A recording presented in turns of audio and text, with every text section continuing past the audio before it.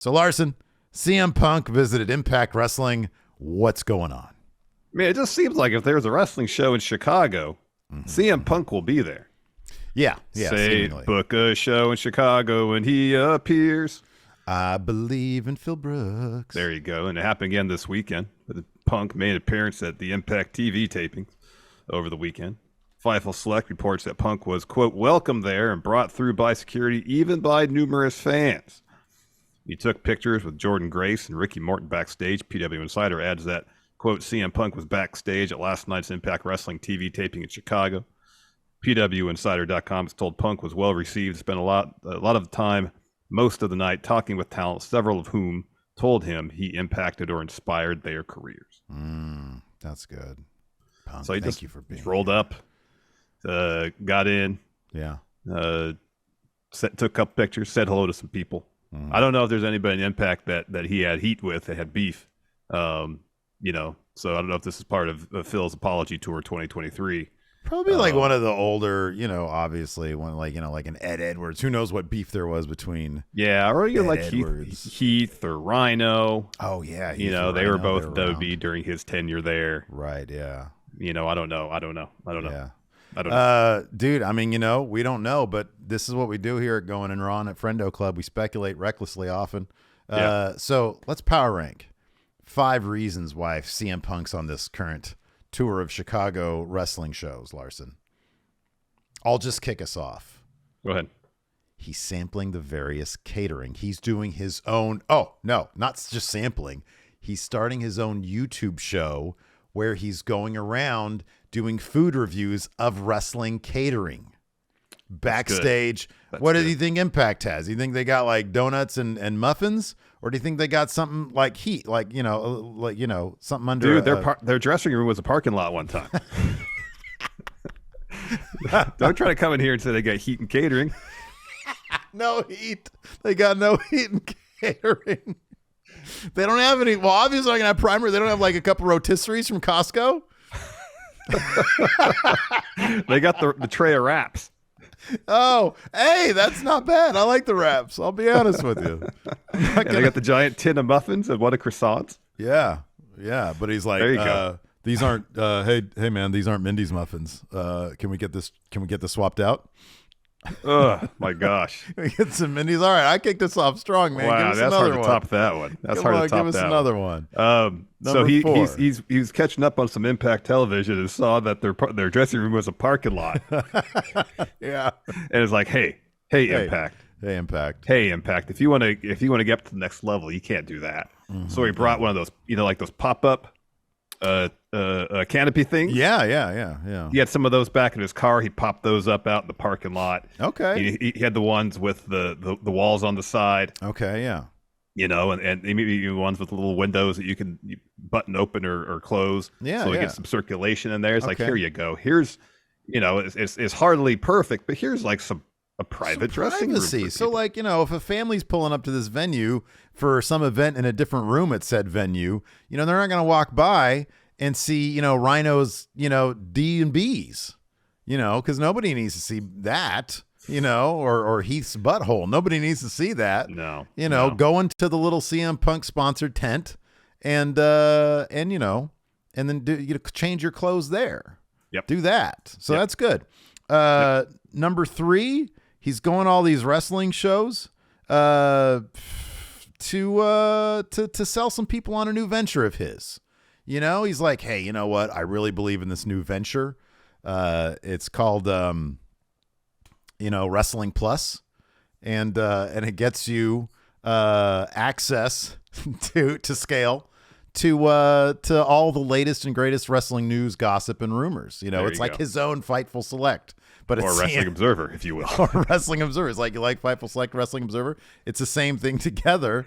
Yeah, but it's Wrestling Plus. Wrestling Plus. Good. Look, let's just fast forward. Number 1, it's an ego boost. Moving on. Yeah, exactly. Yeah. I mean, I want, if you're looking at this purely from an optics standpoint, and I'm not saying this is motivation for doing it or not.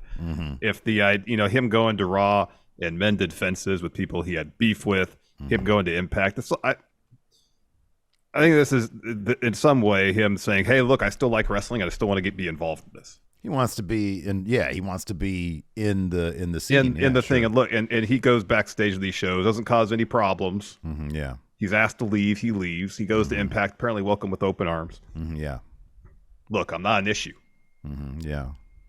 I can be in locker rooms and nobody's yelling and screaming and calling me a cancer. And I'm not starting any fights. So right, exactly. Yeah. You know, look, man, we all can use a little bit of self-reflection as we move on in life. It's always Absolutely. good to look in. Or maybe he's going around saying, you know what, man, been a little bit of a turd. You know, I need to go around and you know, maybe show, hey, you know what? I'm all right. I'm good these days. You know, no worries from here.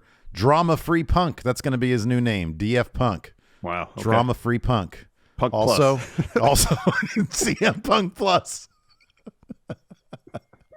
Wrestling Plus. Hey, we're CM Punk at scale. Yeah.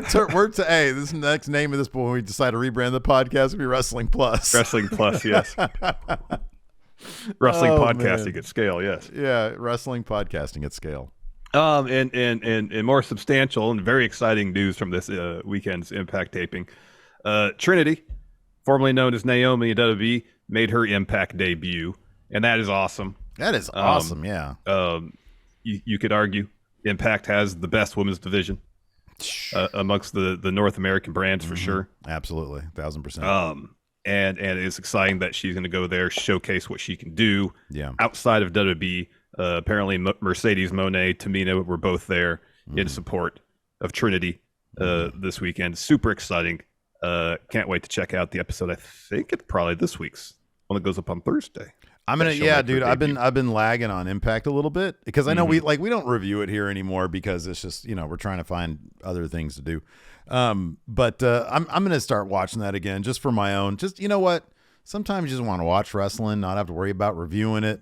And I'm excited about this. I think creatively speaking, this is 1,000% the best place to go. I mean, it really is. Like, she is a top level talent. And Impact treats every one of their divisions. They treat them like $1 million. They all get an equal amount of time. They all get the respect they deserve.